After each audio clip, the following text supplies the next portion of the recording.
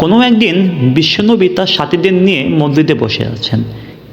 এমন সময় বিশ্বনবী বললেন, এখন একজন মসজিদে ঢুকবে, সে হলো জান্নাতি। সবাই আগ্রহ নিয়ে বসে আছে, কে সে? এক সাহাবী ঢুকলেন। পরের দিনও নবীজি একই কথা বললেন, এখন যে ঢুকবে সে জান্নাতি। ওই একই সাহাবী ঢুকলেন।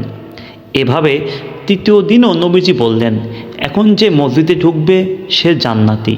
এবং তৃতীয় দিনেও ওই একই সাহাবী মসজিদে ঢুকলেন। এরপর এক সাহাবী চুরি করে ওই সাহাবীর বাড়িতে গেলেন দেখার জন্য সে কি বিশেষ আমল করে যে নবীজি তাকে জান্নাতি বলে।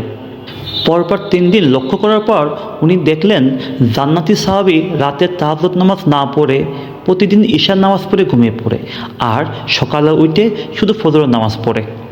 এরপর জান্নাতি সাহাবীকে জিজ্ঞেস করলেন, আচ্ছা ভাই, তোমার বিষয়ে বিশ্বনবী একটা মন্তব্য করেছেন, তুমি হলো জান্নাতি জান্নাতি জান্নাতি, কিন্তু আমি তোমাকে 3 দিন ধরে লক্ষ্য করছি, তুমি তো বিশেষ কোনো আমল করো না। তখন জান্নাতি সাহাবী বললেন, একটা বিষয় হইতে পারে, আমি অত বেশি আমল হয়তো করি না, কিন্তু আমি যখন ঘুমাতে যাই, ঘুমানোর আগে প্রত্যেকেই আমি ক্ষমা করে দিই যে আমার সাথে অন্যায় অথবা অবিচার করেছে। এই জন্য তো বিশ্বনবী বলেছেন, ক্ষমা হলো সবথেকে মহৎ গুণ।